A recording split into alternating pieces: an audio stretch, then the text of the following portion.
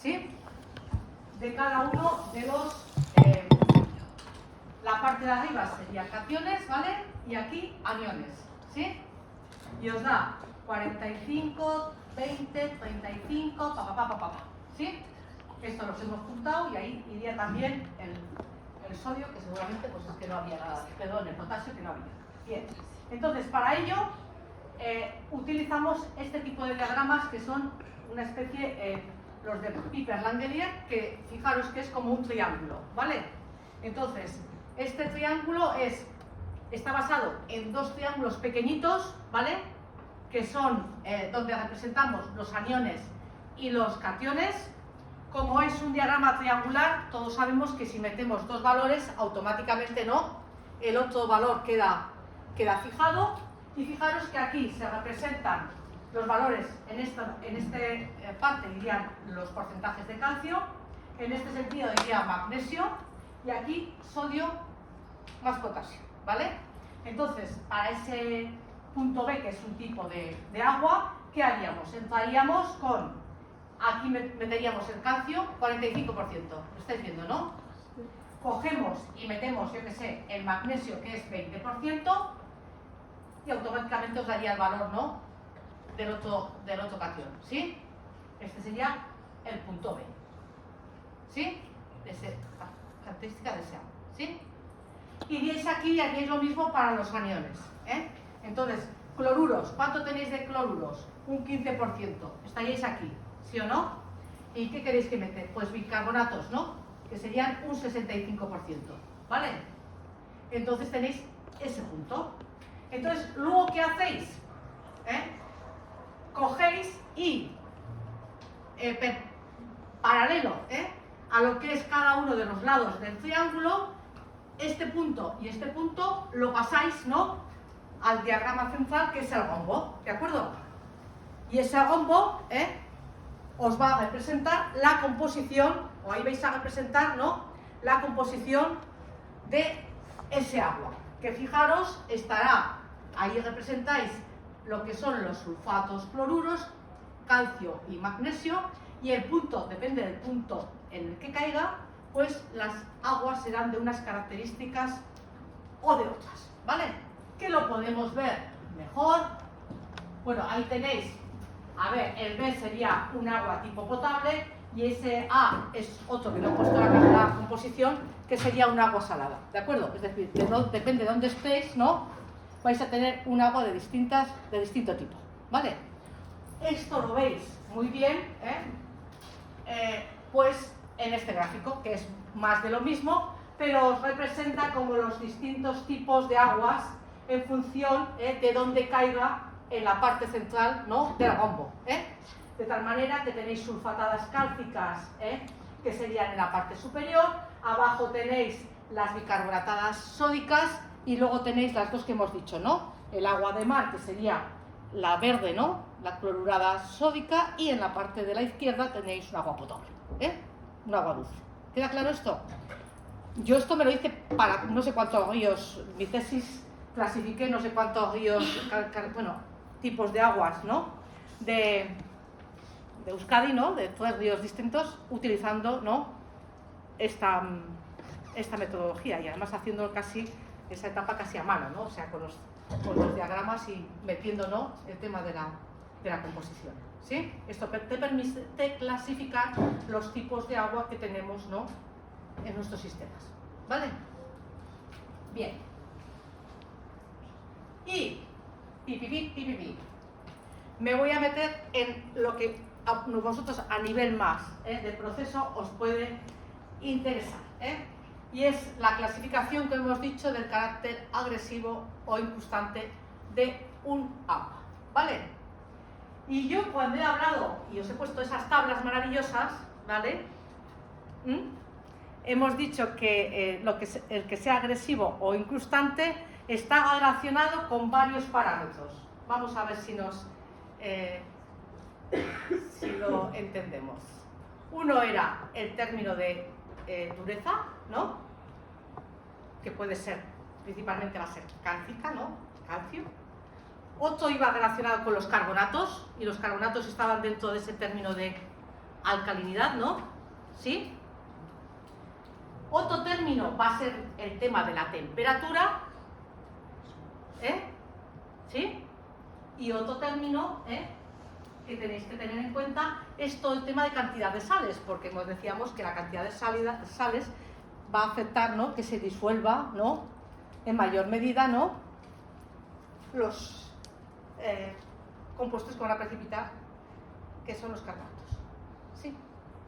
Bien. Pues me meto un poquito en química. ¿Me dejáis un poquito? Esto se lo explico hasta a los industriales y lo entienden perfectamente. Entonces creo que vosotros sois más que todo eso, ¿eh? Vamos a ver de qué viene ese índice de Langelier, ¿vale? Ese equilibrio del sistema carbonatos. Mirad a ver si...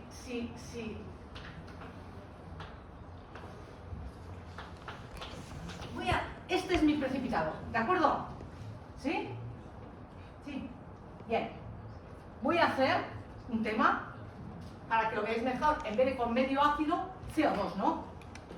CO2 es ácido, hemos dicho, ¿sí, no? Es decir, esta relación la podéis hacer con CO2 o podemos poner aquí un protoncito para que veamos que es medio ácido, ¿sí? Bien, cuando esto ocurre, hay una disolución, ¿sí, no? Y vamos a pasar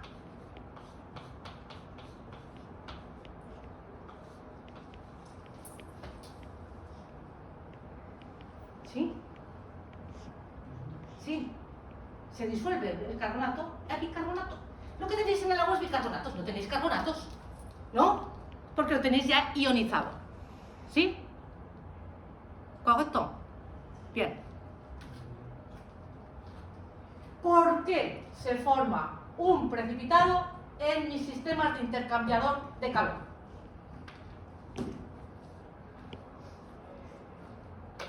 Porque yo en el agua, hasta que no me digáis lo contrario, no tengo carbonato cálcico. Yo en mi agua tengo calcio y bicarbonatos. Los tengo disueltos. ¿Vale? Disueltos. ¿Qué pasa cuando tú aumentas la temperatura?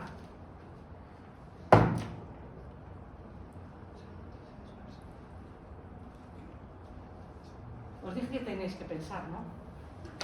Porque yo he dado una clase de actividad descriptiva, es que... ¿Qué pasa?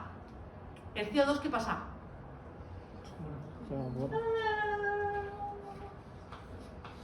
Esto se va. ¿Sí o no? Y eso es un equilibrio. ¿Y qué pasa? Que el equilibrio se os desplazaría hacia donde menos cantidad, ¿no?, de masa, mole, tenéis. ¿Por qué creéis que os precipita entonces en los intercambiadores de calor? Porque ese efecto de temperatura está afectando a ese es el equilibrio que me está condicionando totalmente, ¿no? ¿Lo estáis viendo? El tema, ¿no?, de que se formen precipitados o incrustaciones. ¿Se entiende esto? Sin estar, ¿qué momento? Entonces, fijaros, que claro está, afecta esto, ¿no? Afecta esto porque esto está dentro del término de alcalinidad, lo hemos definido, ¿no? ¿Sí, no? Y afecta el tema de la temperatura, ¿sí? Todo el tema de cantidad, de CO2 que tengáis o no, y que va a depender de que esté en el agua o se vaya conforme aumenta la temperatura. ¿Sí o no? Y si, por el contrario, tenéis un agua que es muy corrosiva, significa que tenéis mucho CO2, ¿no?, en el medio, y el equilibrio se os desplazaría hacia la derecha. ¿Sí o no? Corrosiva e inconstante. Vale. Pues aquí hay señores que se han dedicado a decir, bueno, pues voy a sacar distintos tipos de fórmulas empíricas o índices que me facilite todo este tema químico, y que luego son los que vais a utilizar cuando estáis vosotros trabajando en proceso. Y uno de los métodos que más se utiliza es el denominado índice de Langelier. ¿Qué es lo que hace el índice de Langelier?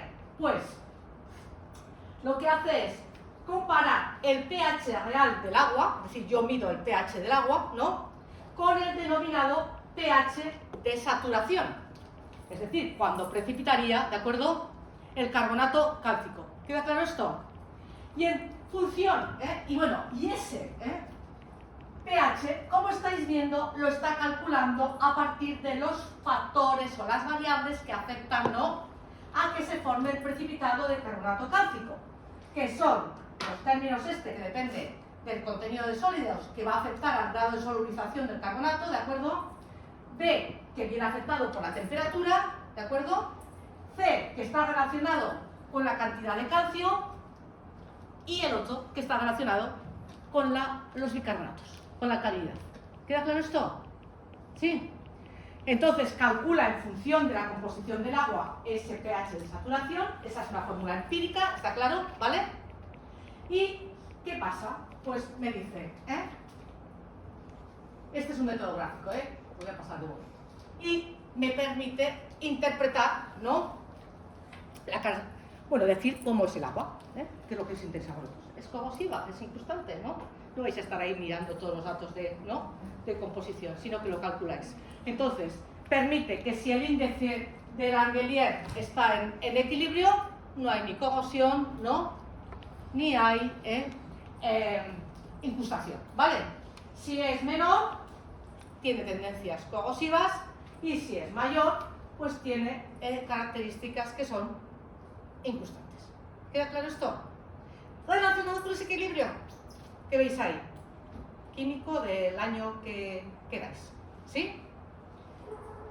Normalmente lo que hay es como, ahí os he puesto que normalmente nosotros trabajamos con más fino, ¿no? En vez de pues en función de si es mayor de 1,5, pues es muy incrustante,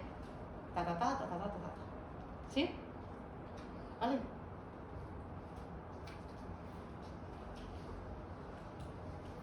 Bueno, me quedo aquí. Y esto lo voy a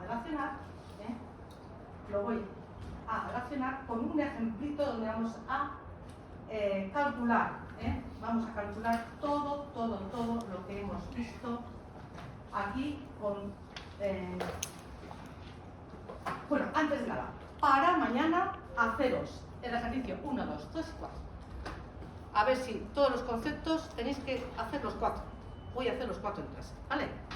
Y hoy voy a hacer un ejemplo, y voy a quitar ya esto, para repasar todo, unidades, y que podáis ya vosotros, si entendéis el ejemplo de hoy, pues los conceptos quedarán claros para hacer los que tenéis en la colección, los ejercicios de la colección. Entonces voy a trabajar con todo, lo que hemos visto. ¿Por qué no funcionas?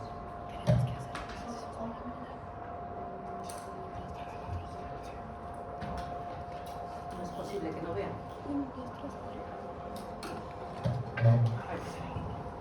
Entonces os doy, venga, lápiz, lo que quieras. Vamos a hacer un ejemplo para manejar todo esto. Os doy los siguientes datos, ¿vale?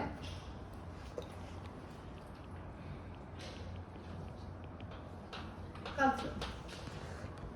Datos en miligramos por litro, 54. Os doy la masa atómica en miligramos por milimol o gramos por milimol. ¿Vale? 40. Magnesio 1,68, 24, sodio 2,7, 23, potasio 0,2, 19. Por otra parte, os doy abajo bicarbonatos 169, 61, sulfatos 21,8, 96, carbonatos.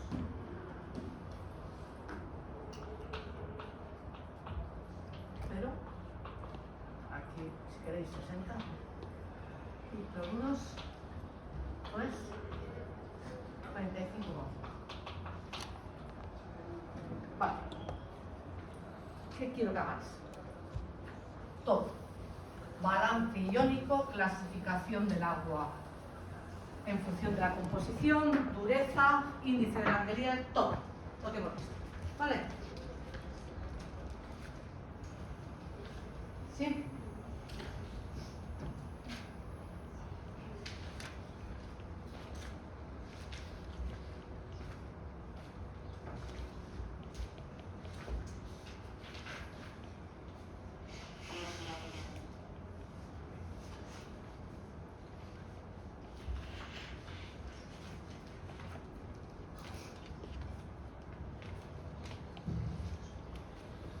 El cloruro es 3.6. 35,5 y 3. Esto es 3, ¿no?